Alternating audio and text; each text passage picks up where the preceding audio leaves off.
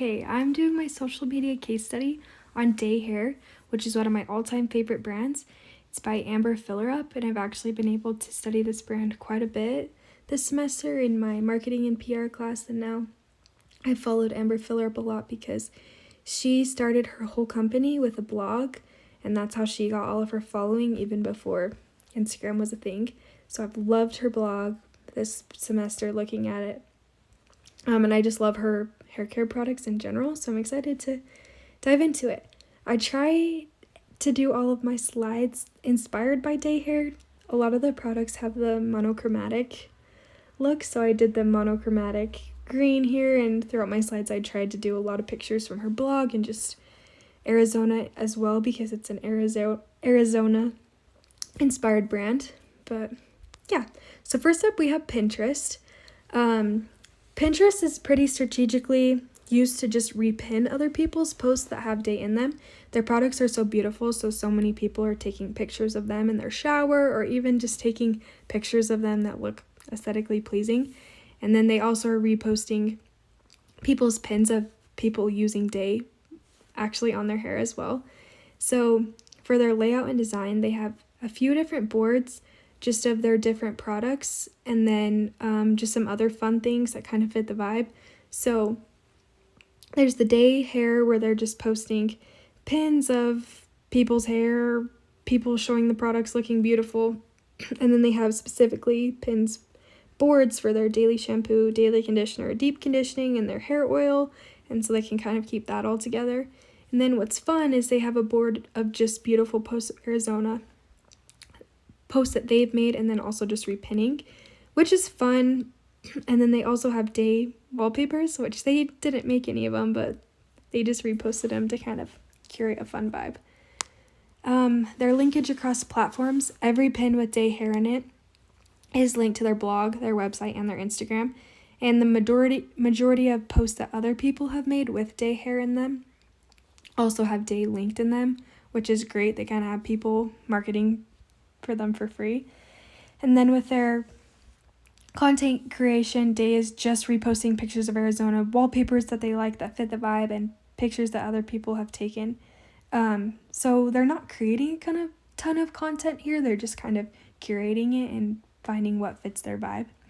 And then with keywords and long tails, this goes through all of their social media platforms that they're using, like natural hair care, clean beauty. Sorry, excuse me. But yeah, I just thought I would add this in, and this kind of goes for all the different social media platforms. Okay, moving on to TikTok. Okay, TikTok is really fun because it's connecting with a younger audience. On their TikTok, they're showcasing products as well as having tutorials with styling techniques and tutorials on how to use their product. The overall vibe on TikTok is a lot more casual and connects with consumers in a different way. It kind of feels like you're FaceTiming with somebody, the way that they're explaining the product and talking so casually, and it's just kind of fun. And then the layout and the design is catering towards TikTok's fast-paced platform. They have short videos that grab your attention, and each video either has an influencer talking or a trending audio, music, or something to reach more people. DAE has their Instagram and website linked in their TikTok, as well as encourages users to tag them, which makes users want to because they'll repost it. But their products are also available on TikTok Shop, which is kind of taken over right now, so it's really easy to get right to a page to buy them. Okay, for their content that they have on TikTok, there's a lot of product demonstration, which they usually have influencers do that. They'll share the benefits and results, and also transformations of how the product has changed their hair. They also are following a lot of trends, so they'll use the popular TikTok sounds that are going on and incorporate that into their strategy. By participating in these challenges and using trendy audios, they are definitely increasing their visibility and engagement.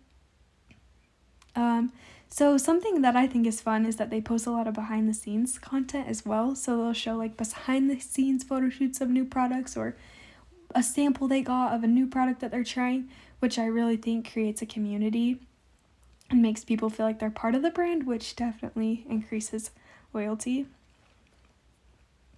Okay, so this is their Instagram. You'll notice that some of the same pictures are on their Instagram that were on their TikTok. So they repurposed some of their TikToks into Instagram Reels. So DAE's Instagram aesthetic, I think, is a very soft pastel colors and just overall very aesthetically pleasing.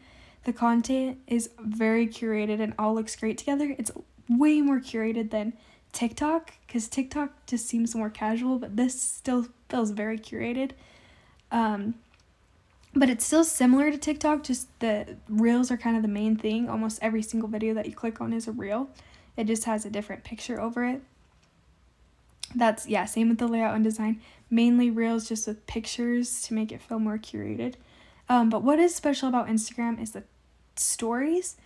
Whoever is running the DAE Instagram will even post like what they're having for breakfast or link the product. And Instagram stories are really casual, which I feel like interests a lot of people and a lot of people really care about. And then again with linkage, not sure if that's a word, but I'm using it quite a bit. People can buy products directly on Instagram as well. And then they're linking stuff on the stories a ton. Okay, moving on to the blog. So here, this is my first slide, and these pictures were all from the blog. The beautiful pictures on the blog are definitely my favorite part. So the identity of the blog is really just to create a community.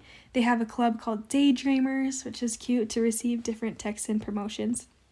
The blog itself is called Desert Diary, and they expand more on the inspiration behind the product, the process of creating them, and fun facts about them. It's also special because this is where Amber Fillerup shares a ton about her life and new product ideas and her personal using the product, and this is kind of where you can see her personality. She also shares pictures of Arizona that inspire her, and the whole purpose of the blog is to make it feel like you're really part of the brand. And then the blog also has everything linked on there. And in the blog is when she's using a ton of keywords like embracing natural beauty, clean hair care, and must-have hair care products. Okay, so lastly we have YouTube. So all of the videos on YouTube are tutorials except for one of them. The videos are great, but there is only 3. The video that I loved was a first impression video of influencers trying their new Fairy Duster dry shampoo, which I think is genius. They just need to keep making videos, and I think they would do really well. Nothing is linked, and I don't feel like they are using keywords in their video captions. Like, no one's gonna look up Fairy Duster dry shampoo just because it's so niche. I don't think that YouTube's their main priority right now. I think they're putting a lot more effort into Instagram and TikTok, which kind of feel like the main social media platforms. But yeah, those are my 5 social medias that I looked at and kind of analyzed, and I think overall DAE is doing a great job with their social media, and I think a lot of people are gonna really look up to them and kind of try and copy a lot of things that they're doing. I do think that they could link things a little bit better, use better keywords, and maybe keep up with YouTube a little bit more, and it could make their brand better. But overall,